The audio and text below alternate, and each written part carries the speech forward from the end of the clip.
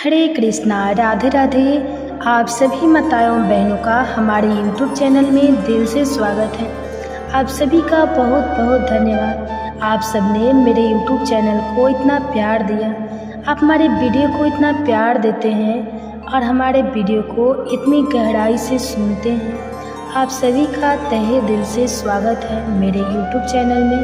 आप सभी माताओं बहनों को गर्भ में पल रहे शिशु पर स्वयं कान्हा जी का आशीर्वाद सदा सर्वदा बना रहे। आज आप हमारे चैनल पे श्रवण करेंगे अक्षय तृतीया के दिन सुने जाने वाले गर्भ कथा। माताएं एवं बहनें, आप सभी से हाथ जोड़कर विनती है कि अपने गर्भ में पल रहे शिशु को आशीर्वाद दिलाने के लिए, भगवान विष्णु और माता लक्ष्मी के आशीर्वाद पाने के लिए आप जरूर श्रवण कीजिए ये अक्षय तृतीया के दिन सुने जाने वाली गर्भ कथा। कहा जाता है कि यदि गर्भ में पल रहे शिशु इस कथा को श्रवण करते सुनता है, जिन माताएं श्रवण करती है और उनके गर्भ में पल रहा शिशु सुनता है तो उनमें भगवान के जैसे ही गुण आते हैं। और जिन माताएं एवं बहनों का गर्भ गोद नहीं भरा है, अगर वो माताएं बहनें श्रवण करती हैं तो उनकी कृपा से माता लक्ष्मी और भगवान विष्णु की कृपा से उनकी गोद जल्दी ही भर जाती है। इसलिए आपसे अनुरोध है कि वीडियो को काट करके नहीं देखिएगा, वीडियो को पूरा देखिएगा। थोड़ा वीडियो लंबा होगा लेकिन अच्छी जानकारी है, अच्छी कथा है, आप ज़रूर सुनिएगा।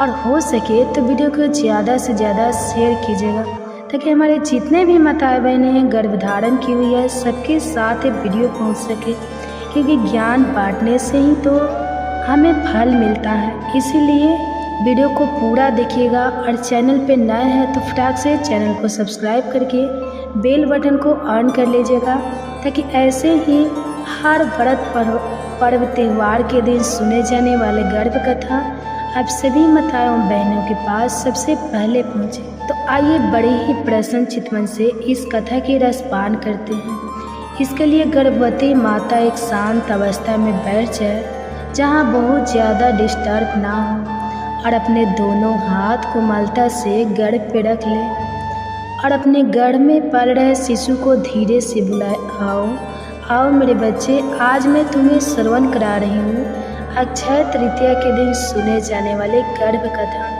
जिसे सुनने से तुम भाग्यशाली और स्वस्थ पैदा होगे और तुम में भगवान के जैसे ही गुण आएगा। तो आइए श्रवण करते हैं। अक्षय तृतीया वैशाख शुक्ल तृतीया को मनाई जाती है। यह तिथि स्वयं सिद्ध मानी गई है, अर्थात इस दिन कोई भी शुभ कार्य बिना मुहूर्त देखे किया जा सकता है।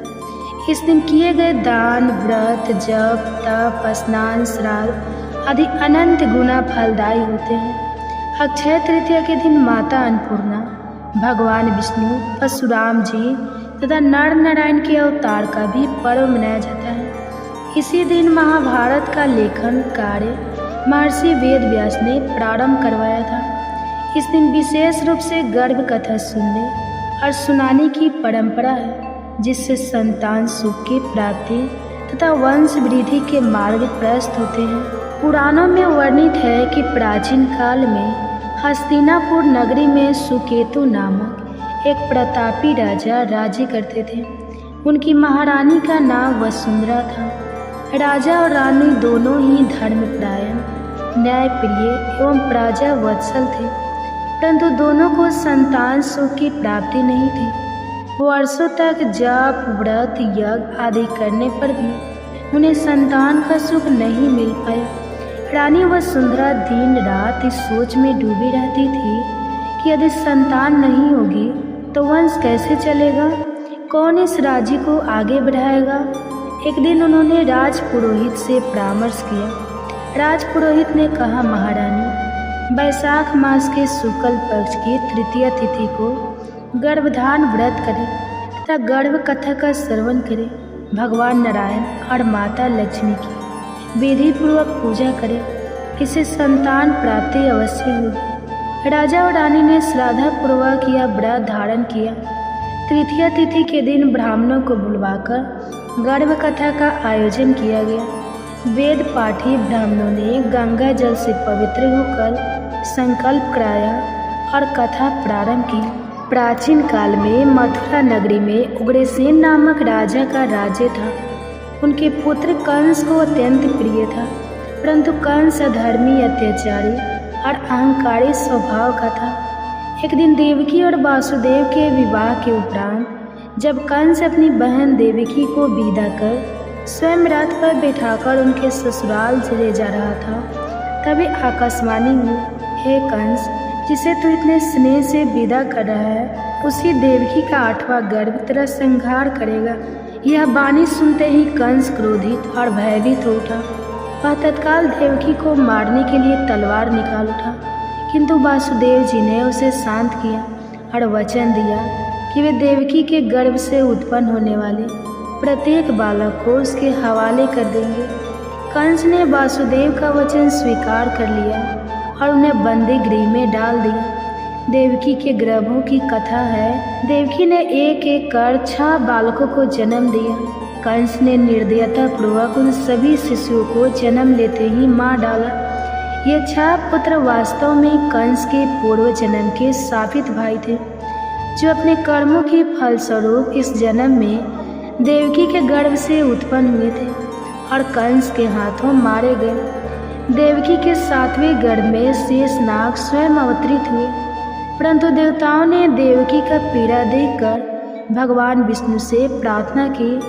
तब भगवान विष्णु ने योग माया को आदेश दिया कि देवकी के गर्भ में पल रहे भ्रूण को सुरक्षित रूप से वासुदेव की अन्य पत्नी रोहिणी के गर्भ में स्थापित कर दिया जाए। योग माया ने गर्भ को अदृश्य रूप से निकालकर गोकुल में रोहिणी माता के गर्भ में स्थापित कर दिया। इस प्रकार 7वां गर्भ सुरक्षित रहा और बाद में बलराम जी के रूप में जन्म लेकर भगवान श्री कृष्ण के अग्रज बने। अतः देवकी ने 8वें गर्भ के रूप में स्वयं भगवान श्री कृष्ण को धारण किया। जब श्री कृष्ण का जन्म समय निकट आया, उस समय समस्त सृष्टि में अलौकिक परिवर्तन होने लगे। बंदी गृह के पहरेदार निद्रित हो गए, द्वारों की बेड़ियां स्वयं खुल गई और एक दिव्य प्रकाश ने संपूर्ण कारागार को प्रकाशित कर दिया।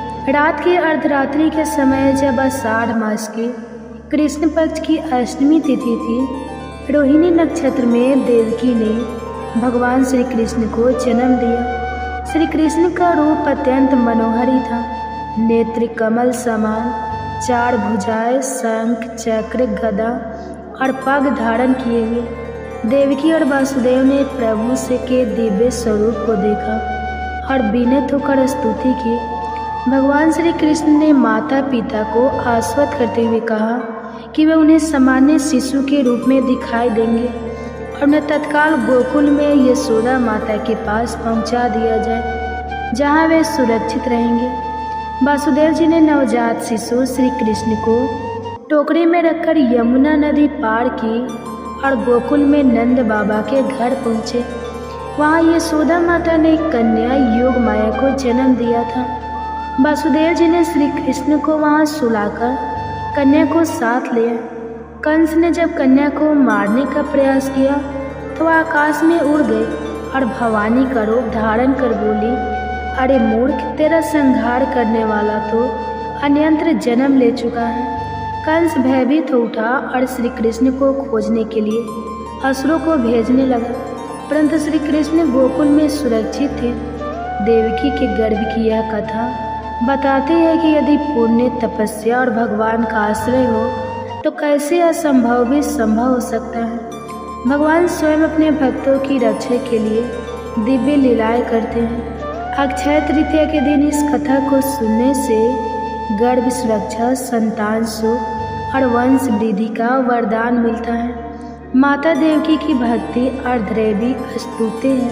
सभी का बहुत बहुत धन्यवाद, जिसने आप सबने मेरे YouTube चैनल को इतना प्यार दिया, मेरे वीडियो को इतना प्यार देते हैं। आप सबका तहे दिल से धन्यवाद। मैं आशा करती हूँ कि आने वाला वीडियो को भी आप सब इतना ही प्यार देंगे। तो चलिए आज हम एक दिव्य अद्भुत कथा का रसपान करेंगे। आप अपने घर में पल रहे शिशु को जरूर श्रवण कराइए। गर्भवती माता कहा जाता है कि कथा रसपान करने से गर्भ में पल रहे शिशु पर भगवान के जैसे ही गुण आते हैं। तो क्या आप नहीं चाहेंगी कि इस कथा नहीं सुने और हमारे गर्भ में पल रहे शिशु पर कान्हा जी जैसे ही गुण आए? क्या आप चाहेंगी ना? हर माताएं बहनें चाहती हैं। तो आइए बड़े ही प्रसन्नचित मन से इस कथा की रसपान करते हैं और अपने गर्भ में पल रहे शिशु को भी श्रवण कराते हैं। और कथा अच्छी लगेगी तो वीडियो को फटाक से लाइक कीजिएगा और चैनल पे नए हैं तो चैनल को सब्सक्राइब करके बेल बटन को ऑन कर लीजिएगा ताकि ऐसे ही गर्भ कथा के नोटिफिकेशन की वीडियो सबसे पहले आपके पास पहुंचे। तो आइए बड़े ही प्रसन्नचित मन से इस कथा की रसपान करते हैं और हो सके तो ज़्यादा से ज़्यादा शेयर कीजिएगा ताकि हमारे जितने भी माताएं बहनें हैं सबके पास वीडियो पहुंचे। अच्छी कथा है। और हाँ, कमेंट्स में राधे राधे हरे कृष्णा लिखना मत भूलिएगा, ज़रूर लिखिएगा और कमेंट्स के माध्यम से बताइएगा ज़रूर कि ये कथा आपको कैसी लगी। आपके एक कमेंट्स, आपके एक सपोर्ट हमारे लिए एकमात्र सहारा है जो हम जान सकते हैं कि ये कथाएँ आपको अच्छी लगती हैं। तो हमारे देश की भूमि को देवभूमि कहा जाता है क्योंकि यहाँ अनेकों ऐसों ने जन्म लिया है जिन्होंने अपना नाता इस पूरे ब्रह्मांड को बनाने वाले से जोड़ा है। सोचिए कितना अद्भुत हमें अपना जीवन लगता है। यह प्रकृति, पशु पक्षी, जीव जंतु सब कुछ रोमांचित करता है। तो सोचिए इन सभी को बनाने वाला कितना अद्भुत होगा।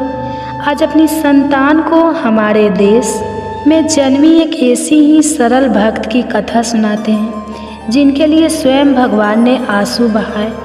आइए कथा प्रारंभ करते हैं। बहुत समय पहले की बात है। देखिए वीडियो थोड़ा लंबा है लेकिन अच्छी कथा है। कथा का रसपान कीजिएगा। कथा सुनने से अच्छा फील होगा। गर्भवती माता को शिशु भी गर्भ में आनंदित होंगे, इसलिए वीडियो को काट खोट कर नहीं देखिएगा, वीडियो को पूरा देखिएगा। बहुत समय पहले की बात है। जीवन राम नाम का एक धार्मिक एवं अनन्य कृष्ण भक्त था। वह प्रतिदिन भगवान की पूजा करता, भोग लगाता, भोग लगाने के बाद ही भोजन ग्रहण करता। यह उसकी नीति का कर्म था। उसकी एक पुत्री कर्मा यह सब देखते देखते ही बड़ी हो रही थी। उसमें भक्ति भाव से बचपन से ही संस्कार थे। आज वह 13 वर्ष की हो गई थी। एक बार जीवन राम को कार्तिक पूर्णिमा स्नान के लिए पुष्कर जाने का मन हुआ। उसकी पत्नी भी उसके साथ जा रही थी। अब कर्मा को साथ तो ले जाना चाहते थे लेकिन समस्या यह थी कि अनुपस्थिति में भगवान को भोग कौन लगाएगा। इसलिए उन्होंने कर्मा को यह जिम्मेदारी सौंपी। कर्मा ने यह जिम्मेदारी शहर से स्वीकार कर ली। अगली सुबह कर्मा ने बाजरे का खिचड़ा बनाया और पूजा के लिए अपने घर में बने भगवान के मंदिर के सामने रख दिया।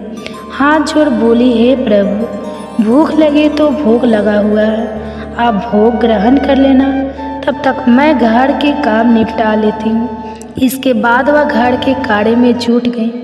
बीच बीच में वह थाली देखने आती लेकिन भगवान ने तो खिचड़ा खाया ही नहीं था।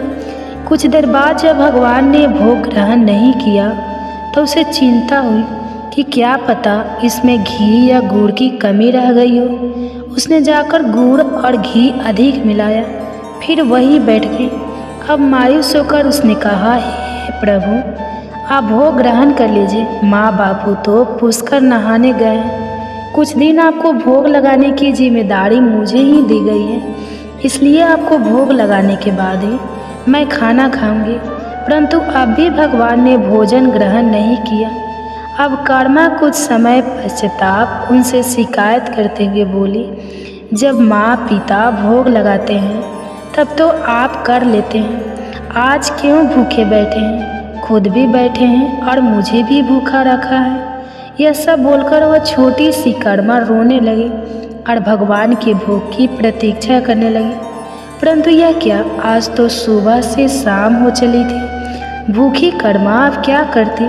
पुनः रोते हुए बोली, हे भगवान जी, आप भोग ग्रहण कर लीजिए, अन्यथा मैं भी भूखी ही रह जाऊंगी और मेरे माता पिता को आपको ही उत्तर देना होगा। अतः कान्हा की काठ की मूर्ति से आवाज आई, कर्मा तूने पट तो बंद किया ही नहीं, मैं भोग ग्रहण कैसे करूं? यह सुनकर कर्मा ने फटाफट से पर्दा खींच लिया। भगवान ने भोग ग्रहण कर लिया और पूरी थाली खाली हो गई। कर्मा ने पलटकर देखा तो भोग की थाली पूरी खाली थी।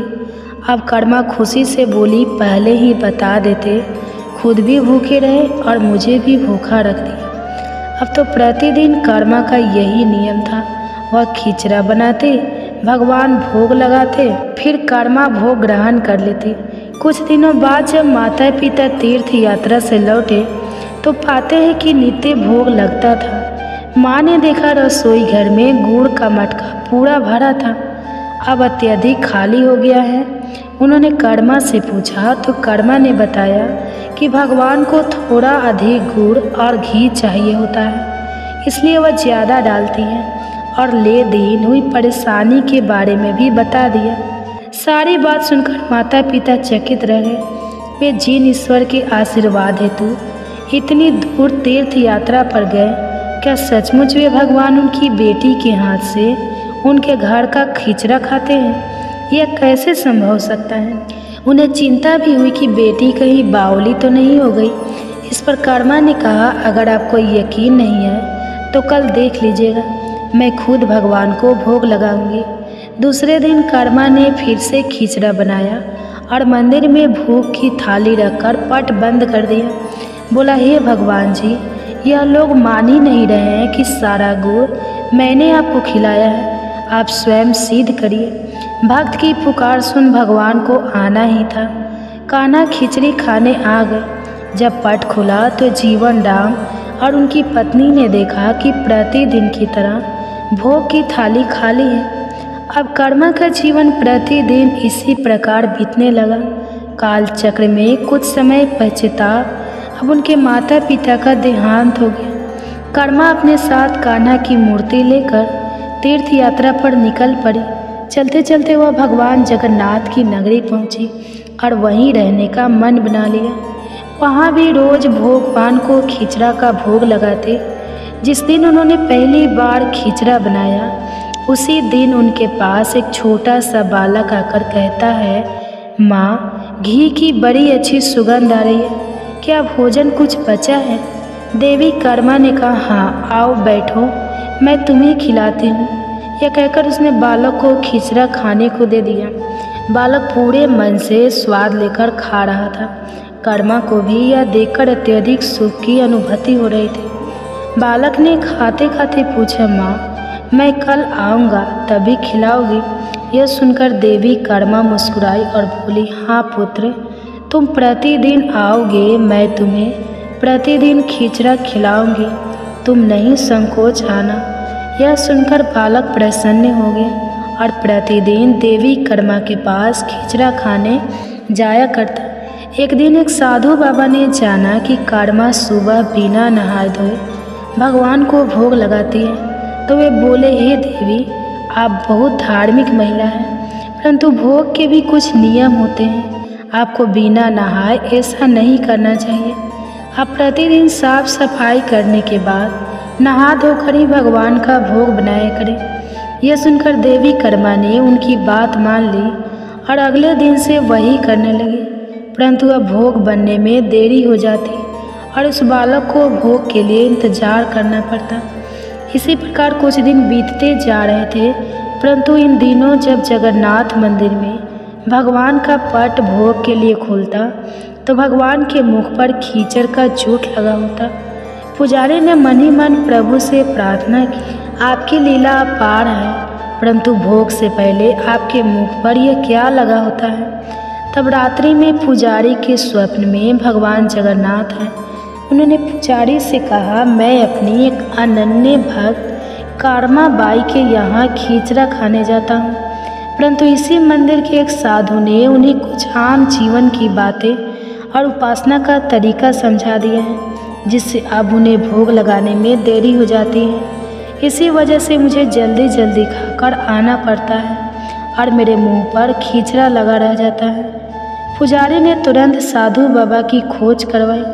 अब साधु ने भी बिना समय गवाए माँ कर्मा से जाकर कहा कि आप जैसे प्रभु का भोग लगाती थी वैसे ही लगाई। मैं आपकी भक्ति नहीं समझ पाया था, इसलिए मुझे क्षमा कर दे। सरल कर्मा ने फिर से उसकी बात मान ली और अब से जैसे पहले बनाती थी वैसे ही बनाने लगी। इसी प्रकार कई वर्ष बीतते चले गए। अब एक दिन पुजारी ने देखा कि भगवान की आंखों से आंसू बह रहे हैं और वे भोग भी ग्रहण नहीं कर रहे हैं। तब उन्होंने पूछा, हे प्रभु, ऐसा कौन सा अपराध हमसे हो गया कि आप भोग ग्रहण नहीं कर रहे हैं और आपकी आंखों से आंसू भी बह रहे हैं। तब भगवान रात्रि में उनके स्वप्न में आए और उन्हें बताया कि मेरी अनन्य भक्त कर्मा बाई, जो मुझे प्रतिदिन खिचड़ा खिलाया करती थी, आज उसने अंतिम श्वास ली है और मुझी में सदैव के लिए लीन हो गई है। परंतु अब मुझे बालक की तरह प्रेम कर कौन खिचड़ा खिलाएगा। यह सन उन्होंने स्वप्न में ही भगवान से कहा कि कल से आपके भोग में कर्मा बाई के खिचड़ा सर्वप्रथम चढ़ेगा और उसी दिन से आज तक भगवान जगन्नाथ के भोग में सर्वप्रथम यह खिचड़ा चढ़ने लगा। धन्य है वे प्रभु जिन्हें कोई पदार्थ, कोई वस्तु आपास से अपने भक्त को ताड़ देते हैं।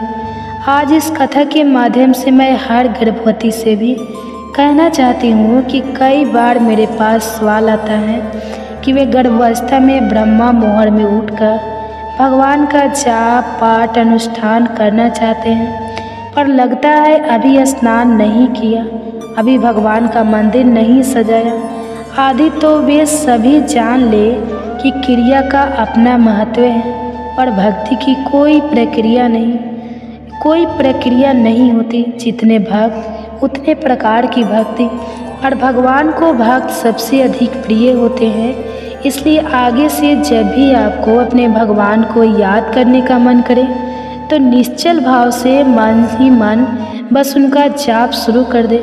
उसके लिए बहुत सारे बंधनों में अपने आप को मत बांधे। आशा है आप तक मेरे भाव जरूर पहुंच चुके होंगे। आज के लिए इतना ही। सभी को सादर प्रणाम। ओम शांति। आप सुनिए दूसरी कहानी, गर्भ कथा। आप सभी माताओं एवं बहनें आज हमारे यूट्यूब चैनल पे श्रवण करेंगे कृष्ण के जन्म के समय की स्तुति। तो माताओं एवं बहनें, आपसे अनुरोध है कि वीडियो को लाइक कीजिएगा और चैनल पे नए हैं तो चैनल को सब्सक्राइब करके बेल आइकन को ऑन कर लीजिएगा, ताकि ऐसे ही वीडियो के नोटिफिकेशन आप सभी के पास सबसे पहले पहुँचे। कहा जाता है कि गर्भावस्था में अगर पूरी भागवत ना भी सुन पाए तो कृष्ण के जन्म के समय की स्तुति अपने गर्भ में पल रहे शिशु को जरूर श्रवण कराना चाहिए। श्रवण करने से गर्भ में पल रहे शिशु पर भगवान के जैसे ही गुण आते हैं। तो आइए बड़े ही प्रसन्न चित्त मन से इस कथा का रसपान करते हैं। मथुरा नगरी के हृदय में जब अंधकार धीरे धीरे गहराने लगा, अत्याचार की छाया लोगों की आत्मा को डसने लगी थी। कंस का आतंक दिन प्रतिदिन बढ़ता जा रहा था। धर्म के लिए यह काल रात्रि के समान था। नर नारी, पशु पक्षी, यक्ष गंधर्व सभी किसी चमत्कारी ज्योतिष की प्रतीक्षा कर रहे थे। देवकी वासुदेव की अर्धांगिनी मथुरा के राजमहल में अपने 8वें पुत्र की गर्भधारण की अवस्था में थी। वह पुत्र कोई साधारण जीवात्मा नहीं, स्वयं श्रीहरि का अंश था। देवकी का गर्भधारण करना मानव सृष्टि के मध्य अंधकार में एक दीपक के जलने के समान था। जब नारद मुनि को यह ज्ञात हुआ कि नारायण स्वयं इस धरा पर अवतरित होने वाले हैं, वे अत्यंत प्रसन्न हुए। वे तत्काल ब्रह्मलोक, कैलाश, यमलोक, इंद्रलोक सभी में यह शुभ समाचार फैलाने लगे। देवगण एकत्र होकर क्षीर सागर के निकट पहुँचे, जहाँ भगवान विष्णु विश्राम कर रहे थे। सभी देवताओं ने उनके चरणों में गिरकर प्रार्थना की। विष्णु भगवान ने उत्तर दिया, मैं शीघ्र ही देवकी के गर्भ से प्रकट होकर मथुरा में जन्म लूँगा। जैसे जैसे गर्भ के महीने बढ़ते गए, देवकी के तन में तेज और चेतना असाधारण रूप से प्रकट होने लगी। वासुदेव ने देखा कि उनकी पत्नी के मुख पर दिव्य आभा है। वह केवल एक माता नहीं थी, वे अब संपूर्ण ब्रह्मांड के पालनहार की जननी बनने जा रही थी। गर्भस्थ कृष्ण स्वयं भी उस गर्भ में ध्यान मग्न रहते हुए संसार की स्थितियों को जान रहे थे। वे स्वयं योगेश्वर थे और वहाँ से भी वे समस्त घटनाओं का संचालन कर रहे थे। देवकी कई बार स्वप्न में दिव्य दृश्य देखती। कभी श्रीहरि का चक्र, गदा और शंख के पगे दिखाई देता। कभी गोकुल के हरे भरे वन। एक रात्रि जब देवकी विश्राम कर रही थी, आकाशवाणी के रूप में देवताओं की स्तुति गूंज उठी। जय देव जनार्दन योगेश्वर, जगत धारा, जगत के पालक, योग माया के स्वामी, तुम ही सृष्टि के आदि हो, तुम ही अंत। हे कृष्ण, तुम्हारा गर्भ में रहना भी संपूर्ण त्रिलोकी को पावन कर रहा है। देवकी के गर्भ में तुम दीपक हो, जो अंधकार में ज्ञान की ज्योति जगा रहा है। तो नाम मात्र से पाप विनष्ट होते हैं। गर्भवासी होकर भी तुम त्रिलोक के नाथ हो। हे योगेश्वर, तुम्हारी लीला अमग्य है। अच्युतांत गोविंद नामो स्तुति। श्री कृष्ण जननी गर्भे स्थिति होकर भी तुम समस्त ब्रह्मांड का भार उठाते हो। 8वां मास पूर्ण होते ही मथुरा में भय और कौतूहल दोनों का अवतरण फैल गया। कंस को ज्ञात था कि देवकी का 8वां पुत्र उसकी मृत्यु का कारण बनेगा। उसने कारा पहरा बैठा दिया। कारागार के चारों ओर प्रहरी, बंद द्वार और ब्रज के समान दीवारें थी, मगर नियति के आगे किसी की नहीं चलती। अष्टमी की रात्रि, रोहिणी नक्षत्र, अर्धरात्रि का समय, आकाश में घनघोर घटाएं छाई थी। बिजली कड़क रही थी, परंतु भीतर एक दिव्य प्रकाश फैला हुआ था। देवकी पीड़ा से काँप रही थी और वासुदेव उनके पास चुपचाप ध्यान मग्न खड़े थे। और तभी शांति छा गई, जैसे सृष्टि रुक गई हो। और वह क्षण आया, देवकी के गर्भ से स्वयं भगवान श्री कृष्ण प्रकट हुए। उनका स्वरूप दिव्य था, नवनीत के समान गीरा रंग, गोरा रंग, कमल नयन, सिर पर घुंघराले बालों में मोर मुकुट, गले में बैजंती माला, हाथों में शंख, चक्र, गदा और पग। वासुदेव और देवकी आवक रह गए। उनकी आंखों से आंसू बहने लगे। उन्होंने हाथ जोड़कर स्तुति की, हे श्री कृष्ण परमात्मा, परम कारण जगत, तो भक्तना रक्षस। हे प्रभु, आपने माता यशोदा के गर्भ में भी स्थान बनाया और आज हमारे गर्भ को पावन किया। आप ही वह दिव्य ज्योति हो जो अज्ञान के अंधकार को दूर करने आए हो। आपका यह जन्म लीला है, पर हर भक्त के लिए यह जीवन का सच्चा प्रकाश है। भगवान श्री कृष्ण ने माता पिता को आदेश दिया, मुझे गोकुल ले जाइए और वहाँ यशोदा के पास छोड़ आइए। योग माया मेरी स्थान लेगी। अचानक कारागार के सभी ताले खुल गए। पहरेदार निद्रित हो गए और यमुना मैया मार्ग देने को फूली सी सेज बन गई। वासुदेव ने श्री कृष्ण को टोकरी में रखकर गोकुल की ओर प्रस्थान किया। वर्षा हो रही थी, पर शेष नाग के फन फैलाकर उस दिव्य बालक को सुरक्षा दी। यमुना जी ने वासुदेव के चरण छूकर उन्हें मार्ग दिया। गोकुल पहुंचकर वासुदेव ने यशोदा के पास सो रही कन्या को लेकर श्री कृष्ण को वहां छोड़ दिया और लौट आए। गोकुल में सुबह का समय जब यशोदा ने आंखें खोली तो देखा कि उनके पास एक परम सुंदर बालक शांति से लेटा है। उनका हृदय ममता से भर गया। उन्होंने उसे अपने स्तनों से दूध पिलाया और नाम रखा कन्हैया। श्री कृष्ण की बाल लीला शीघ्र ही प्रारंभ हो गई। वह अपने बालपन में ही अपनी मोहक मुस्कान, आँखों की चंचलता और अद्वितीय सौंदर्य से सबका मन मोहने लगे। गोपियाँ उन्हें निहारते न आघाते। अत्याचार की प्रतीक राक्षसी पूतना को कंस ने भेजा। वह सुंदरी रूप में आई और कृष्ण को दूध पिलाने के बहाने विष का स्तन लेकर पास पहुँची, परंतु श्री कृष्ण ने अपने मुख से उसका प्राण ही खींच लिया। राक्षसी वही ढेर हो गई। गोकुल में यह पहली बार था जब सबको ज्ञात हुआ कि यह बालक साधारण नहीं है। एक बार ब्रह्मा जी स्वयं श्री कृष्ण की लीला देखने आए। उन्होंने ग्वाल, बाल और बछड़ों को छिपा दिया। श्री कृष्ण ने सबका रूप स्वयं धारण किया। ब्रह्मा ने अपनी मूल मानते हुए स्तुति की, ओम नमो भगवते वासुदेवाय नमो, ज्ञान मात्राय निर्गुणाय निर्गुणात्मने। प्रकट रूप में खेलते हुए भी आप अचिंत्य हैं, बालक रूप में लीला करते हुए भी आप साक्षात ब्रह्मा हैं। श्री कृष्ण का जन्म केवल एक घटना नहीं, बल्कि पूरे युग के पूर्ण निर्माण की शुरुआत थी। उनका गर्भस्थ रहना, जन्म लेना और बाल लीला जो कृष्ण गर्भ में देवकी के हृदय को आलोकित करते हैं, वही आज भी भक्तों के हृदय में श्रद्धा का दीप जलाते हैं। उनकी स्तुति कलातीत है। उनका नाम मात्र ही मोक्ष का मार्ग है। नमन उस योगेश्वर को जो कभी बालक बनकर इस धारा पर उतरे। एक गर्भ कथा। अगर वीडियो अच्छी लगेगी तो वीडियो को लाइक कीजिएगा और चैनल पे नए हैं तो चैनल को सब्सक्राइब कर लीजिएगा और कमेंट्स में हरे कृष्णा राधे राधे जरूर लिखिएगा और हो सके तो ज़्यादा से ज़्यादा आप अपने फैमिली फ्रेंड के साथ शेयर भी कीजिएगा। गर्भ गीता केवल एक ग्रंथ नहीं बल्कि यह जीवन के गढ़ रहस्य को प्रकट करने वाला दिव्य प्रकाश है जो आत्मा को जन्म मरण के बंधनों से मुक्त कर मोक्ष के पावन पथ पर ले जाता है। स्वयं भगवान श्री कृष्ण कहते हैं जो श्रद्धा और भक्ति से गर्भ गीता का मनन करता है वह संसार के बंधनों से मुक्त होकर परम शांति को प्राप्त करता है। यह ग्रंथ न केवल आत्मशुद्धि का दीप जलाता है बल्कि गर्भवती माताओं के लिए भी अमृत के समान है। ऐसा विश्वास है कि जो माँ गर्भकाल में श्रद्धा से गर्भ गीता का श्रवण करती है उसका शिशु न केवल संस्कारी और तेजस्वी होता है बल्कि दिव्यता से भरकर समाज के लिए प्रेरणा बनता है। यदि आप भी इस अद्भुत ज्ञान की रोशनी अपने जीवन और भावी संतानों में भरना चाहते हैं तो अभी वंदना काव्या चैनल को सब्सक्राइब करें और प्रेम पूर्वक लाइक करें, श्रद्धा से सब्सक्राइब करें और इस दिव्य संदेश को शेयर करके औरों तक पहुंचाएं, क्योंकि ज्ञान जब बांटा जाता है तभी वह संस्कार बनता है।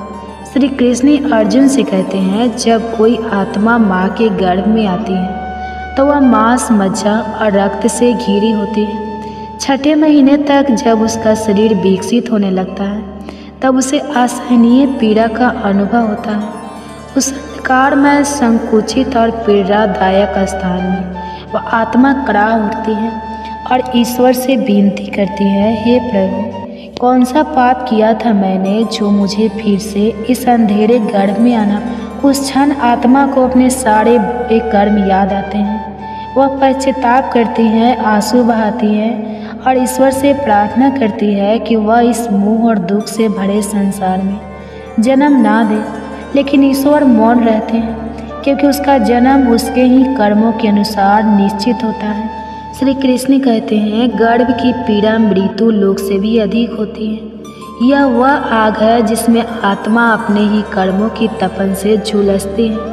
वह आत्मा संकल्प करती है कि जन्म के बाद वह सच्चा जीवन जिएगी, ईश्वर का स्मरण करेगी, पुण्य कर्म करेगी। लेकिन जैसे जैसे जन्म समीप आता है वह सब कुछ भूलने लगती है और जन्म लेते ही सब भुला दिया जाता है। फिर से वही मोह, वही माया, वही भटकाव और पुनः जीवन कर्मों के उसी चक्रव्यूह में उलझ जाता है। गर्भ गीता में उस दिव्य सत्य का स्मरण कराती है जिसे आत्मा ने गर्भ में अनुभव किया था। एक बार फिर उस प्रकाश की ओर लौटने के लिए जहाँ से हम आए थे और जहाँ हमें लौटना है।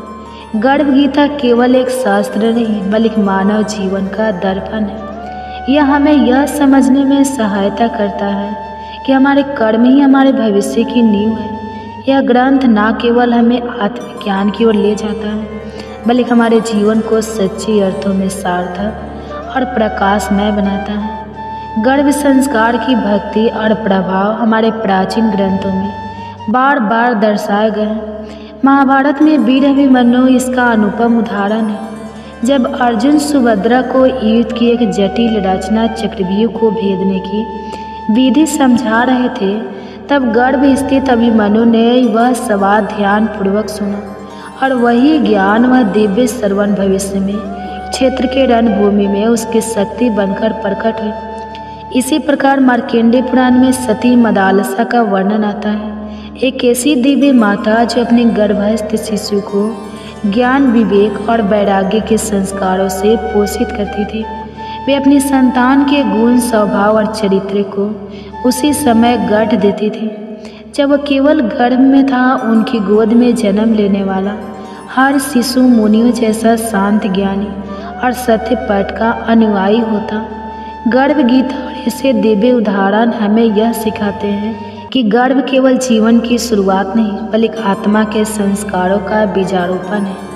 यदि हम इस पावन ज्ञान को अपनाएं तो आने वाली पीढ़ियां न केवल संस्कारी होगी बल्कि समाज और संसार के लिए एक दिव्य प्रकाश बनेगी। विष्णु पुराण में प्रहलाद का उल्लेख आता है, जो राक्षस कुल में जन्मे, लेकिन उनकी माता गर्भावस्था के दौरान देवर्षि नारद के आश्रम में रही और विष्णु भक्ति का श्रवण किया। परिणाम स्वरूप प्रहलाद जन्म से ही विष्णु के परम भक्त बन गए और अधर्म के विरुद्ध खड़े हुए। गर्भ गीता के प्रारंभ में अर्जुन भगवान से यही प्रश्न करते हैं कि आत्मा का बार बार जन्म क्यों होता है, इस जीवन में उसके कर्तव्य क्या है, किन पाप कर्मों के कारण वह अनेक दुख भोगता है और किन पुण्य कर्मों से वह जीवन में सुख प्राप्त करता है, अथवा कौन सा मार्ग है जिससे वह मोक्ष को प्राप्त करता है, अर्थात वह आत्मा का भगवान में लीन होकर जन्म मरण के बंधनों से मुक्त होती है।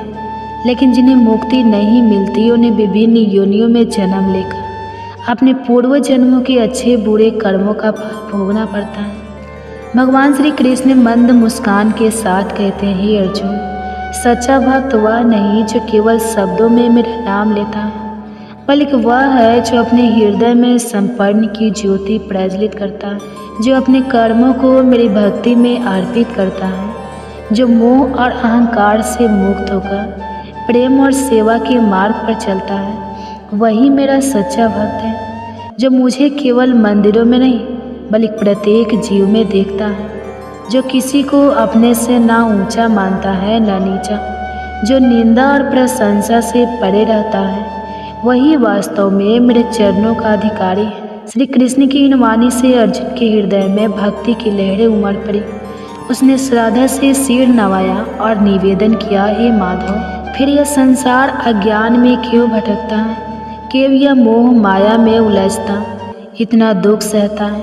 श्री कृष्ण बोले, हे पार्थ, यह संसार मोह का जाल है।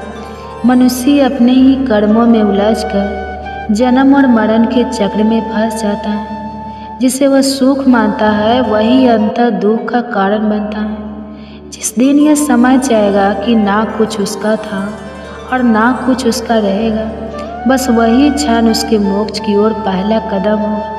श्री कृष्ण के इन वचनों ने अर्जुन के अंतःकरण को शुद्ध कर दिया। वह समझ गया कि संसार में सच्ची शांति केवल ईश्वर की शरण में जाकर अहंकार और माया का त्याग करने से ही संभव है। यह सुनकर अर्जुन गहन चिंतन में डूब गया। उसे भली भांति ज्ञात हो गया कि मनुष्य का भाग केवल उसके ही कर्मों की परिणति है। वह आगे बोला, हे केशव, यदि कर्म ही सब कुछ तय करते हैं तो क्या मनुष्य अपने कर्म बदलकर अपना भाग्य भी बदल सकता है? श्री कृष्ण ने स्नेहपूर्वक उत्तर दिया, हे पार्थ, निसंदेह मनुष्य अपने सत्कर्मों के द्वारा अपने मनुष्य भविष्य को रूपांतरित कर सकता है। जैसे कोई अंधकार से प्रकाश की ओर बढ़ता है, वैसे ही कोई अपने दुष्कर्मों को त्याग कर पुण्य के पथ पर अग्रसर हो सकता है। जो अपने कर्म सुधार लेता है वही अपने जीवन में सुख और शांति प्राप्त करता है। अर्जुन की जिज्ञासा और भी प्रबल हो उठी। उन्होंने निवेदन किया, हे प्रभु, वह कौन सा कर्म है जो मनुष्य को सबसे उच्च स्थिति तक पहुंचा देता है, और वह कौन सा पाप है जिसके कारण उसे नरक की यातनाएं सहनी पड़ती हैं? श्री कृष्ण बोले, हे धनंजय, जो व्यक्ति परोपकार करता है, दूसरे के दुख हरता है, अपनी संपत्ति का उपयोग जन कल्याण में करता है और कभी असत्य, छल या अन्याय का मार्ग नहीं अपनाता, वह ऊंच लोकों को प्राप्त करता है और अतः मोक्ष को प्राप्त करता है। परंतु जो व्यक्ति लोभ, अधर्म और अन्याय में डूबा रहता है, जो दूसरे की संपत्ति हड़पता है और जो झूठ तथा कपट के सहारे अपनी इच्छाएं पूरी करता है, वो अपने पापों के कारण नरक की यातनाएं भोगता है। श्री कृष्ण के इन वचनों ने अर्जुन के अंदर को आलोकित कर दिया। वे भाव विभोर होकर बोले, हे माधव, अब मैं जान गया कि जीवन का सबसे बड़ा धर्म सत्य, सेवा और धर्म का पालन है। जिसने इसे स्वीकार कर लिया वही सच्चे सुख को प्राप्त करता है। श्री कृष्ण मुस्कुराए और बोले, हे अर्जुन, यही परम सत्य है। जो इस ज्ञान को अपने जीवन में उतार लेता है वही जन्म मरण के बंधनों से मुक्त होकर परम शांति को प्राप्त करता है। फिर भगवान श्री कृष्ण के मुखमंडल पर गंभीरता छा गई। वे बोले, हे अर्जुन, यह समस्त संसार कर्म के बंधनों से बंधा हुआ है। हर जीव अपने पूर्व जन्मों के कर्मों का ही फल भोगता है। अर्जुन की जिज्ञासा और भी बढ़ गई। उन्होंने पूछा, हे प्रभु, रक्त विकार उत्पन्न होने का क्या कारण होता है? भगवान श्री कृष्ण ने उत्तर दिया, हे पार्थ, जो पुरुष प्राय स्त्रियों के साथ कपट करता है, जो अपने सुख और संपत्ति के लिए दूसरों का अपमान करता है, और अगले जन्म में रक्त विकार जैसी पीड़ाओं से ग्रस्त होता है। अर्जुन ने पुनः पूछा, हे माधव, कोई व्यक्ति निर्धन क्यों जन्म लेता है? श्री कृष्ण बोले, हे अर्जुन, जो मनुष्य कभी भी दान नहीं करता, जो अपने धन को केवल अपनी सुख सुविधा में लगाता है और किसी भी सहायता नहीं करता, वह अगले जन्म में निर्धनता का जीवन पाता है। उसका भाग्य उसे दरिद्रता की ओर ले जाता है। अर्जुन का मन व्याकुल हो उठा। उन्होंने आगे प्रश्न किया, हे केशव, खंड वायु लकवा किस पाप का फल होता है? श्री कृष्ण ने उत्तर दिया, हे धनंजय, जो व्यक्ति अपने माता पिता का अपमान करता है, उनका तिरस्कार करता है और उनकी सेवा नहीं करता, उसे अगले जन्म में खंड वायु का दंड भोगना पड़ता है। अर्जुन की आंखों में श्रद्धा छलकने लगी। उन्होंने फिर पूछा, हे प्रभु, कोई जन्म से अंधा या अपाहिज क्यों होता है?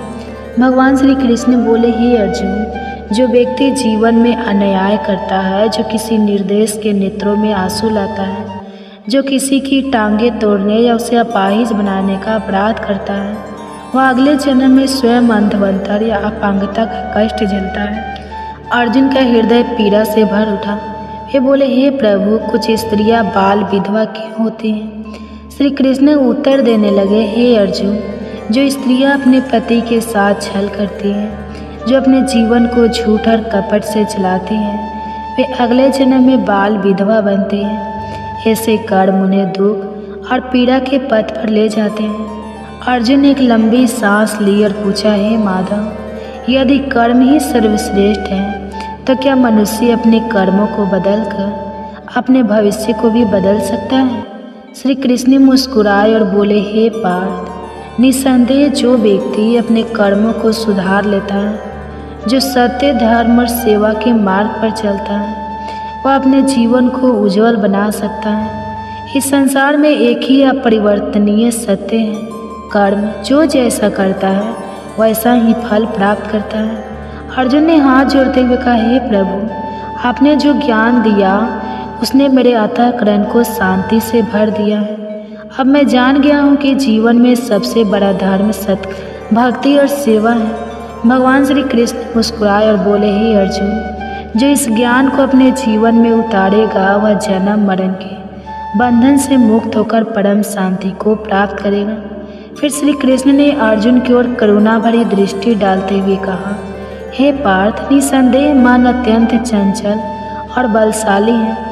यह उन्मत्त हाथी के समान है जो बिना लगाम के विपरीत दिशाओं में दौड़ता रहता है, परंतु हे अर्जुन, इसे संयम और निरंतर अभ्यास से नियंत्रित किया जा सकता है। अर्जुन ने एक लंबी सांस ली और पूछा, हे माधव, यह अभ्यास और संयम कैसे किया जाए? क्या कोई सरल मार्ग है जिससे मन को वश में किया जा सके? श्री कृष्ण ने मधुर मुस्कान के साथ उत्तर दिया, हे धनंजय, आप सभी के गर्भ में पल रहे शिशु पर कान्हा जी का आशीर्वाद सदैव बनी रहे। आज आप हमारे चैनल पे श्रवण करेंगे गर्भ कथा। हमारे पुराणों में अनेक प्रसिद्ध कथाएं हैं जो मनुष्य को जीवन की सही राह दिखाने में मदद करती हैं। आज ऐसे ही एक संपूर्ण कथा आपको सुनाने जा रही हूँ, जिसे गर्भ में संतान सुनकर अनेक शिक्षाओं के साथ प्रसन्नता तो पाएंगे ही, साथ ही माताएं समझ पाएगी कि गर्भकाल की शिक्षा का कितना अधिक महत्व होता है। तो आइए प्रारंभ करते हैं। उससे पहले हम कथा प्रारंभ करें, आप कथाओं में खो जाए उससे पहले माताओं एवं बहनें आपसे अनुरोध है कि वीडियो अच्छी लगेगी तो वीडियो को लाइक कीजिएगा, और चैनल पे नए हैं तो चैनल को सब्सक्राइब करके बेल आइकन को ऑन कर लीजिएगा, ताकि ऐसे ही गर्भ कथा का नोटिफिकेशन आप सबके पास सबसे पहले पहुँचे। और हो सके तो ज़्यादा से ज़्यादा शेयर कीजिएगा, और वीडियो अच्छी लगेगी तो कमेंट्स में हरे कृष्णा राधे राधे जरूर लिखिएगा। तो आइए प्रारंभ करते हैं। जब भगवान बराह ने पृथ्वी को समुद्र से बाहर निकाल हिरण्यकश्यप को मारकर पृथ्वी को आतंक से मुक्त किया था। तब उसका भाई हिरण्यकश्यप बहुत गुस्सा हुआ। उसने तय किया कि वह अपने भाई का प्रतिशोध अवश्य लेगा। उसने खुद को अजय और अमर बनाने के लिए हिमालय पर जाकर घोर तपस्या आरंभ की। उसे कठिन तप करता देख इंद्र भी घबराने लगे। उन्होंने दैत्यों की राजधानी पर हमला कर दिया। जब जाना हिरण्यकश्यप की पत्नी गर्भवती है तो उसे भी बंदी बना लिया। सोचा राक्षस का पुत्र राक्षस बनेगा और आगे चलकर हमारे लिए मुश्किल उत्पन्न करेगा।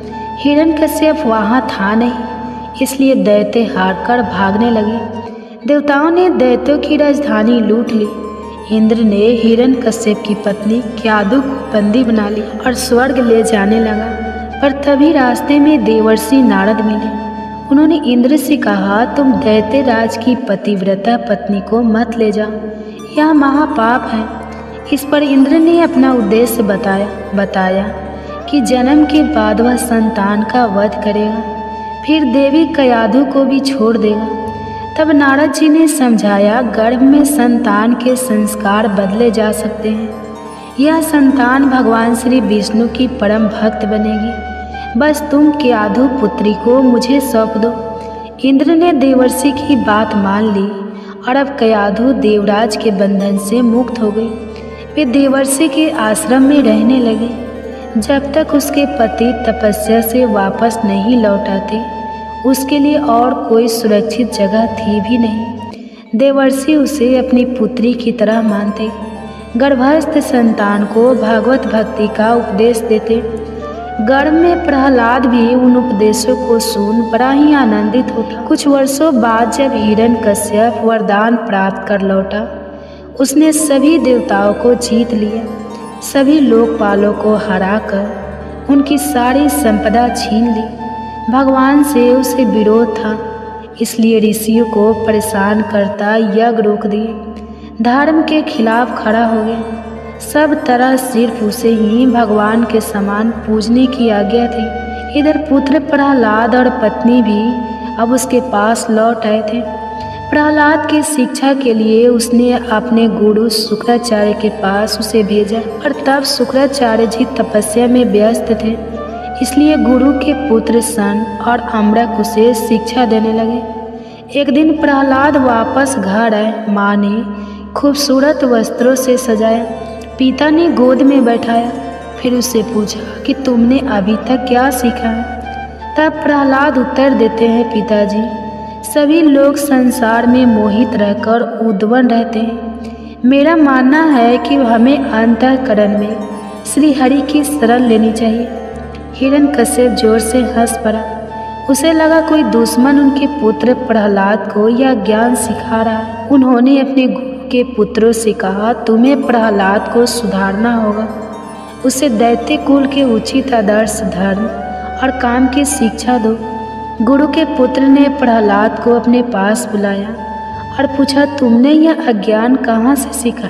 प्रहलाद मुस्कुराते हुए कहा, गुरुदेव, इस दुनिया में हम भगवान की माया के चक्कर में बह रहे हैं। भगवान दयालु होते हैं। जब वह किसी पर अपनी दया बरसाते हैं तो वह इंसान के मन में बस जाते हैं। मेरे मन को उनकी अनंत कृपा ने उन परम पुरुष की ओर खींच लिया है। मेरे गुरु ने मेरे साथ बहुत मेहनत की है, मुझे ज्ञान का सही मार्ग दिखाया है। उन्हीं ने मुझे सच्ची शिक्षा दी है। उन्हीं ने मुझे अर्थशास्त्र, दंड नीति और राजनीति के बारे में भी सिखाया है। मैं अपने गुरु की शिक्षा को ध्यान से सीखता था। उनके मन में विद्या के प्रति सच्ची आस्था थी। मैंने गर्भकाल में ही संपूर्ण ज्ञान प्राप्त कर लिया है। गुरु पुत्र को उसकी बात ज़्यादा समझ नहीं है। तब हिरण्यकश्यप ने भी अपने पुत्र को गोद में बिठाकर पूछा, बताओ बेटा, सबसे अच्छा ज्ञान क्या है? प्रहलाद ने कहा, मेरे अनुसार सर्वोत्तम ज्ञान वही है जो भगवान के गुणों और आचरणों को सुनने की प्रेरणा देता हो। उनकी लीलाओं और नामों का भजन, उनके श्री चरणों की सेवा, उनकी पूजा, उनकी स्तुति, उनके सामने दास बनना, उनसे दोस्ती करना उनके प्रति अपनी आत्मा को समर्पित करने का भाव जगाता हूँ। मेरे अनुसार इसी का अनुसरण कर हम जीवन में सबसे उत्तम फल प्राप्त कर सकते हैं। हिरण्यकश्यप अब बहुत क्रोधित हो गया। उन्होंने प्रहलाद को बुरी तरह डांटा और उसे जमीन पर पटक दिया। उनके गुरुकुल के छात्रों ने बताया कि हमने उसे गलत नहीं सिखाया है। प्रहलाद शांति से खड़े रहे, बिना किसी क्रोध के। वे अपने पिता से कहने लगे, पिताजी, आपको गुस्सा नहीं आना चाहिए। गुरु के पुत्रों का भी कोई दोष नहीं है। वे विषय की वस्तुओं को बार बार उपभोग करके उन्हीं में लगे रहते हैं। पर मैं सच्चे ज्ञान को जानता हूँ। आज वह नन्हा सा बच्चा त्रिभुवन विजय दैत्यराज हिरण्यकश्यप के सामने बिना डरे खड़ा था और पिता की रुचि के विपरीत यह सब कहे जा रहा था। दैत्यराज के गुस्से का अब कोई पार नहीं था। उसने अपने क्रूर सभासदों को आदेश दिया, जाओ तुरंत इस दुष्ट बच्चे को मार डालो। दैत्य बच्चे पर हमला करने के लिए तलवार, त्रिशूल, अन्य शास्त्रों को लेकर चिल्लाते हुए उस बालक पर टूट पड़े। पर प्रहलाद निर्भय खड़े रहे। उन्हें सब जगह उन्हें दयालु प्रभु ही दिखाई देते थे। उन्हें किसी का भी डर नहीं था। असुरों ने बड़े ताकतवर अस्त्र शस्त्रों से बार बार हमला किया, लेकिन प्रहलाद को खरोच तक नहीं आई। उसके शरीर को छूते ही हथियार टुकड़े टुकड़े हो जाते। हिरण्यकश्यप को बहुत हैरानी हुई। उसने तय कर लिया कि वह प्रहलाद को अब जिंदा नहीं छोड़ेगा। वह कई तरह के उपाय करने लगा। एक बार हाथी के सामने प्रहलाद को डाल दिया, लेकिन हाथी ने प्रहलाद को प्यार से अपनी सूंड से उठा लिया। फिर प्रहलाद को उसने एक कटोरी में बंद कर दिया, जहाँ भयंकर सर्पों को छोड़ दिया। लेकिन यह सर्प प्रहलाद के पास पहुंचकर केचुए की तरह सीधे हो गए। जब जंगली सिंह के सामने उसे छोड़ा गया तो वह पालतू कुत्ते की तरह उसके सामने पूंछ हिलाता हुआ बैठ गया। जब प्रहलाद को खाने के लिए उग्रवस्त्र दिया गया तो उसका भी उस पर कोई प्रभाव नहीं हुआ। विष पेट में जाकर अमृत बन गया। अनेक दिनों तक उसे भोजन नहीं दिया गया, जल की एक बूंद नहीं मिली। फिर भी प्रहलाद के स्वास्थ्य पर कोई असर नहीं हुआ। वे तो दिन पर दिन और भी मजबूत दिखाई दे रहे थे। उन्हें ऊंचे पर्वत से गिराया गया, पत्थरों के साथ बांधकर समुद्र में फेंक दिया गया, पर हर बार वे भगवान का नाम गुणगान करते हुए वापस लौटे। इतना सब होने पर हिरण्यकश्यप की बहन होलिका ने कहा, भैया, मैंने तप करके एक विशेष वस्त्र पाए हैं।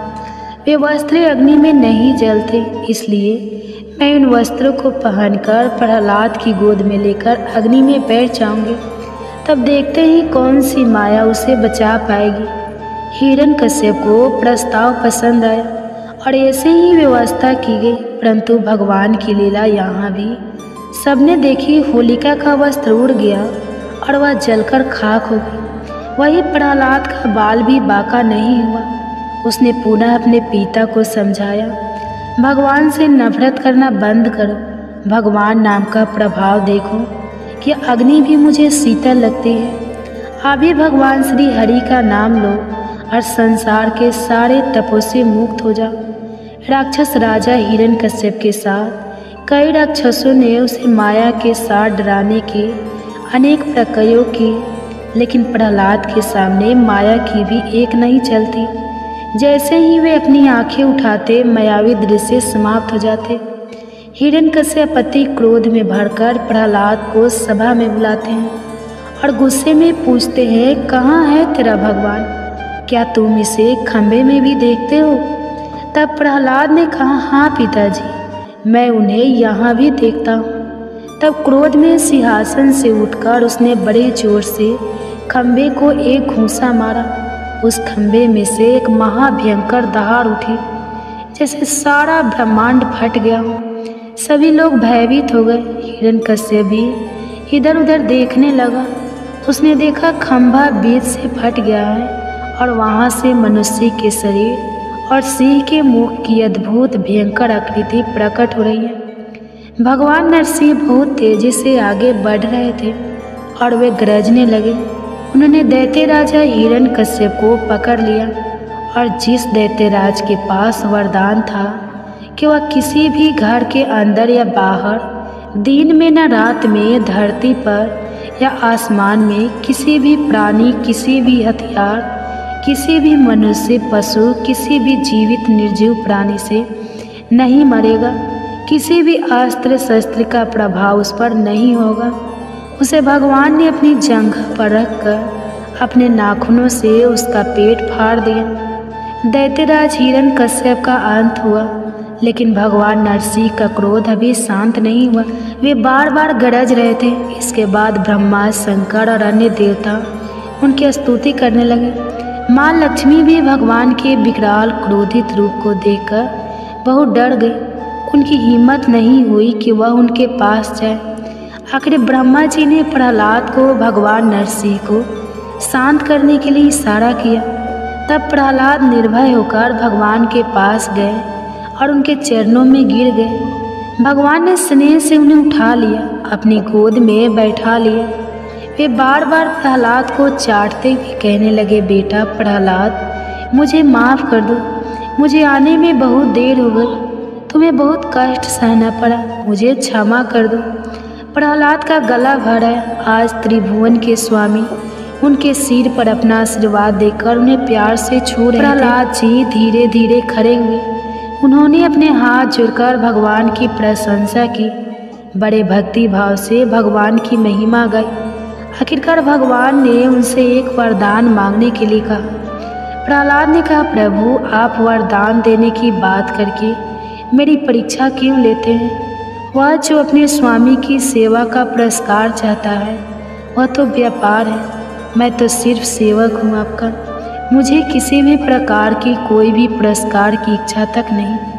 मेरे नाथ, आपसे मेरी यही विनती है कि आप मुझे शुद्ध आशीर्वाद दें। मेरे दिल में कभी कोई इच्छा उठे ही ना, ऐसी आप कृपा करें। तभी भगवान के अनेक बार आग्रह पर प्रहलाद ने कहा, प्रभु मेरे पिता आपकी भक्ति नहीं करते थे, वे आपकी निंदा करते थे, उन्हें आप इस पाप से मुक्त कर दीजिए। तब भगवान ने कहा, प्रहलाद, जिस परिवार में मेरा भक्त होता है वह पूरे परिवार को पवित्र बना देता है। उनकी 21 पीढ़ियाँ मुक्त हो जाती हैं। मेरे भक्त का जन्म होने वाले स्थान को धन्य माना जाता है। वह स्थान पृथ्वी पर तीर्थ की तरह पूजा जाता है। इस प्रकार प्रहलाद भगवान के आशीर्वाद से कृतार्थ हुए। वास्तव में भगवान के अनन्य भक्तों में प्रहलाद का नाम सर्वोपरि माना जाता है। बाल्यकाल भक्ति में भी ध्रुव से ऊपर माना जाता है, क्योंकि ध्रुव की इच्छा थी कि वे भगवान की गोद में, पर प्रहलाद की कभी कोई इच्छा नहीं थी। मेरे बच्चे, आशा है यह कथा तुम में भी भगवान के प्रति सच्ची आस्था और भक्ति के गुण को बढ़ाएगी।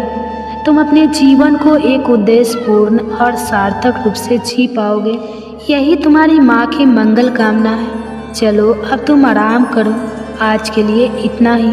ओम शांति शांति शांति। नमो नमः। गर्भ कथा। कहते हैं गर्भावस्था में माँ को भगवत चिंतन और भगवती कथाएं जरूर सुननी चाहिए। आज इसी कड़ी में ध्रुव की कथा अपनी संतान को सुनाते हैं। अगर वीडियो अच्छी लगेगी तो वीडियो को लाइक कीजिएगा और चैनल पे नए हैं तो चैनल को सब्सक्राइब करके बेल आइकन को ऑन कर लीजिएगा, ताकि ऐसे ही वीडियो की नोटिफिकेशन आप सबके पास सबसे पहले पहुंचे। और हाँ, हो सके तो ज़्यादा से ज़्यादा शेयर कीजिएगा, ताकि हमारे जितने भी माताएं बहनें हैं गर्भावस्था में हैं, ताकि ये कहानी भी सुन सके। तो आइए श्रवण करते हैं गर्भ कथा। इसके लिए माता एक शांत स्थान पर बैठ जाए। एक ऐसा समय चुने जहाँ बहुत ज़्यादा डिस्टर्ब ना हो और आपको इसको बीच में ना रोकना पड़े। आप दोनों हाथ अपने गर्भ पर रख लें, कोमलता से अपनी आँख बंद कर लें और अपनी संतान से कहे, आओ मेरे बच्चे, मैं तुम्हें एक बहुत ही प्रेरक कथा सुनाती हूँ। इसके लिए मैं तुम्हें सतयुग के उस समय लेकर चलती हूँ जहाँ प्रदेश के राजा उत्तानपाद रहते थे। उनकी 2 रानियाँ थीं। माताएं एवं बहनें, आप सभी से हाथ जोड़कर विनती है कि वीडियो को पूरा देखिएगा और ज़्यादा से ज़्यादा वीडियो को शेयर भी कीजिएगा, और ये कथाएं आपको कैसी लगी कमेंट्स में ज़रूर बताइएगा। हरे कृष्णा, राधे राधे ज़रूर लिखिएगा। कहते हैं कि उनकी 2 रानियाँ थी, सुरुचि और सुनीति। सुरुचि बहुत सुंदर थी और राजा को बहुत प्रिय भी थी। उसके पास सुख सुविधाओं की कोई कमी नहीं थी। इसलिए सुरुचि रानी का पुत्र उत्तम भी अपने पिता राजा उत्तानपाद का दुलारा था। राजमहल के बाहरी हिस्से में दूसरी रानी सुनीति रहती थी। उनका स्वभाव महापुरुषों जैसा था। वह धर्म मार्ग पर चलती, सभी के प्रति दया, प्रेम, करुणा का भाव रखती और ऐसा ही आचरण देख उनका पुत्र ध्रुव बड़ा हो रहा था। एक दिन सुबह का समय था। सुबह की लाली धीरे धीरे जाकर भगवान सूर्य का प्रकाश पूरे प्रदेश को प्रकाशित कर रहा था। सभी बच्चे घर के बाहर अपने मित्रों के साथ विभिन्न खेल खेल रहे थे। भीतर राज दरबार सजा हुआ था। राजा उत्तानपाद अपनी प्रिय रानी सुरुचि के साथ सिंहासन पर बैठे थे। वे अपनी गोद में बैठे पुत्र उत्तम को दुलार रहे थे। उसी समय खेलते खेलते ध्रुव भी महल में प्रवेश करता है। पिता को देख उसका मन भी ललचाया। वह अपने पिता की गोद में बैठने के लिए, उनका प्यार पाने के लिए ललायित हो गया। वह भी अपने पिता के पास पहुंचा। उसने अपना हाथ राजा के पैरों पर रखा ही था। वह बैठने का प्रयास कर ही रहा था। राजा भी अपने दूसरे पुत्र को दुलार दे उससे पूर्व ही सुरुचि रानी ने उसका हाथ जोर से झटक दिया। रानी बड़े क्रोध से बोली, तुम अपने पिता की गोद में बैठने लायक नहीं हो। तुम अभागी हो। तुम्हें पूरे जीवन पुण्य करने होंगे ताकि तुम अपना भाग्य बदल पाओ और मेरी कोख से जन्म लेने का सौभाग्य पाओ। तभी तुम पिता का प्रेम और दुलार पा सकते हो। राजा उत्तानपाद को थोड़ा बुरा लगा, पर वे अपनी प्रिय रानी के विरुद्ध जाने का साहस नहीं कर सकते थे। ध्रुव नन्हा सा बालक अपनी सौतेली माँ की बातें ठीक से तो नहीं समझ पा रहा था, पर वह इतना समझ चुका था कि सबके सम्मुख उसका अपमान हो रहा है और उसमें उसके पिता भी उसका साथ नहीं दे रहे। इसलिए रोता बिलखता माँ माँ पुकारता ध्रुव राजमहल के बाहर चला जाता है।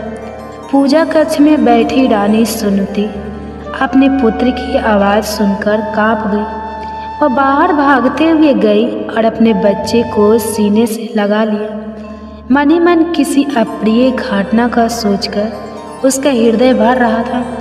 वह धीरे से ध्रुव के दुख का कारण पूछती है। माँ, पिताजी मुझसे बिल्कुल प्यार नहीं करते। वे मुझे अपनी गोद में भी नहीं बिठाते। वे सिर्फ उत्तम को प्यार करते हैं। माँ, ऐसा क्यों? माँ, मैंने क्या नुकसान किया है? उनका क्या मैं इतना बुरा हूँ? माँ, मैं इतना बुरा हूँ? सुनीति ऐसा नहीं कहते बेटा। सुनीति सब समझती थी।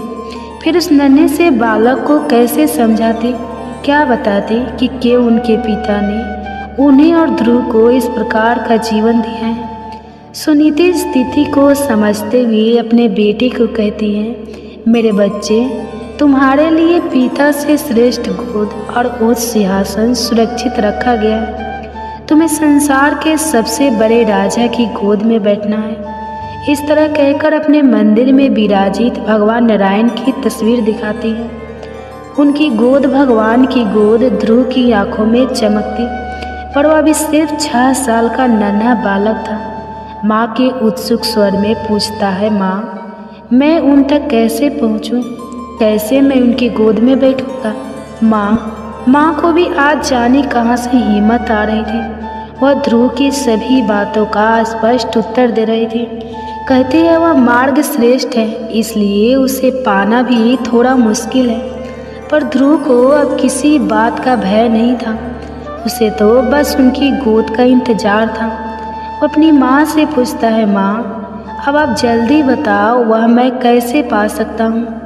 माँ ने ध्रुव को गोद में उठाकर कहती है, बेटा, उसके लिए कठिन तपस्या करनी होगी। एकांत में रहकर सिर्फ उनका नाम जपना होगा। बस फिर क्या था। ध्रुव तुरंत गोद से उतरा, अपनी माँ के चरण स्पर्श करते हैं कहता है, माँ, मैं आज से ही अपनी तपस्या शुरू करूँगा। मैं एकाग्रता से नाम जपकर नारायण की गोद में बैठूँगा। माँ, मैं उनकी गोद में बैठकर सबसे पहले तुझे पुकारूंगा। माँ, तू देखना, तेरा बेटा भी सौभाग्यशाली है, वह ब्रह्मांड के राजा की गोद में बैठेगा। माँ कुछ समझ पाती इससे पहले ध्रुव जंगल की ओर जाने लगा। माँ एकदम बिलख पड़ी, भागते हुए ध्रुव के रास्ते में आकर खड़ी हो गई। जिस नन्हे से बच्चे ने राजमहल के बाहर आज तक कदम भी नहीं रखा था, वह जंगल अकेला कैसे जिएगा? क्या यह भी कोई उम्र है उसके जंगल जाने की? रानी फूट फूट कर रोने लगी। ध्रुव नहीं रुका, अपनी माँ को समझाते हुए कहता है, माँ, नारायण को पाना आसान नहीं है, कष्ट तो करनी होगी, तेरा बेटा करेगा। माँ, वह भी सौभाग्यशाली बनेगा।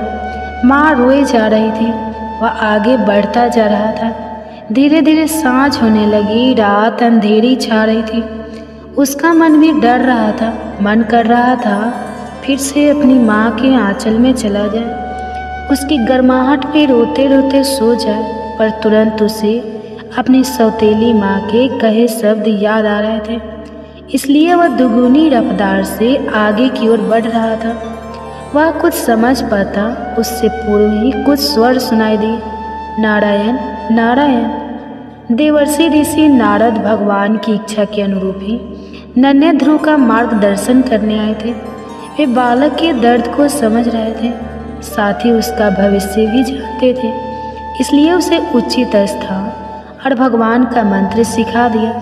फिर क्या था, रात के अंधेरे में झुन झुन की आवाज़ के साथ ध्रुव के मंत्र के स्वर भी जंगल में गूंजने लगे। धीरे धीरे ध्रुव अपनी तपस्या में लीन होने लगा। इधर राज दरबार में यह बात आग की तरह फैल गई। हर किसी ने दबी आवाज़ से राजा उत्तानपाद और सुरुचि की निंदा की।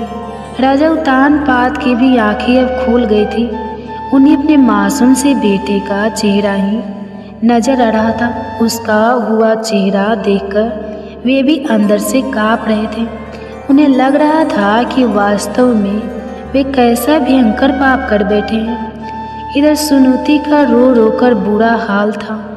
उसका आखिर राजमहल में अपने पुत्र के अलावा और था ही कौन। वह उसे बार बार याद कर बस रोती जा रहे थे।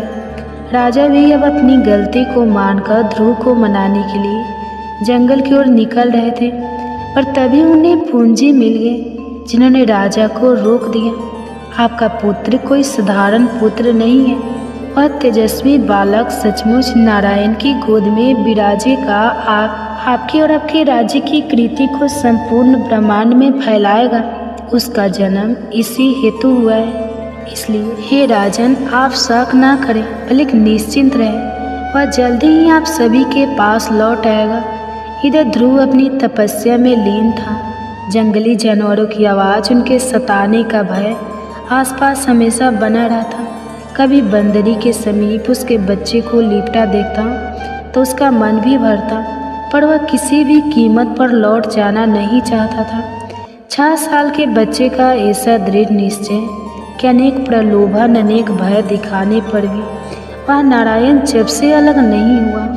6 महीने से अकेला ना बालक तपस्या कर रहा था और उसकी चाह भी थी तो क्या, बस एक बार नारायण की गोद में बैठना है। इसे देखकर भगवान भी अधिक समय तक उससे दूर नहीं रह पाए। वे ध्रुव के समीप पहुंचकर प्यार से उसके सर पर हाथ रखते हैं। ध्रुव अपनी आंखें खोलता है, उसे विश्वास नहीं होता कि उसके सम्मुख कौन खड़ा है। चतुर्भुज रूप में नारायण वह बार बार आंखें बंद करता खोलता, खुद को चिमटी काटता। वह सोच ही नहीं पा रहा था कि यह क्या हो रहा है। उसके साथ भगवान उसकी मासूमियत को देखकर मुस्कुराते हैं, उसे तुरंत उठाकर अपनी गोद में बैठा लेते हैं, मानो अब तो धरती आकाश सब फूल बरसा रहे हों। जंगल की प्रत्येक कली फूल बनकर उस पर गिर जाना चाहती हूँ। प्रकृति खुशी से घूमना चाहती हूँ, सारे पंछी खुशी से गाने लगे हों, हवाएं मधुर स्वर में बांधे यंत्र बजा रही हूँ। पूरे वातावरण में एक अद्भुत सा आनंद छा गया। ध्रुव की आंखें खुशी से टिमटिमाने लगी। वह धीरे से प्रभु से कहता है, प्रभु अब कोई मुझे और मेरी माँ को अभागा नहीं कहेगा ना। भगवान ने अपने दोनों हाथ कसकर ध्रुव को समेट लिया। नहीं बेटा, तुम ब्रह्मांड में वह स्थान पाओगे जिसके आगे देवी देवता सप्तऋषि भी पराक्रमा करेंगे। प्रलय काल में भी तुम सुरक्षित रहोगे। तुम्हारी कीर्ति अनंत जन्मों तक फैली रहेगी। हर मनुष्य तुम जैसी संतान की प्राप्ति करना चाहेगा। तुम और तुम्हारी माँ श्रेष्ठ गति को पाओगे। ध्रुव अपने हाथ जोड़ प्रभु को नमन करता है। आज की कथा को यहीं समाप्त करती हूँ। सभी को प्रणाम। जय श्री कृष्णा। बहुत बहुत धन्यवाद।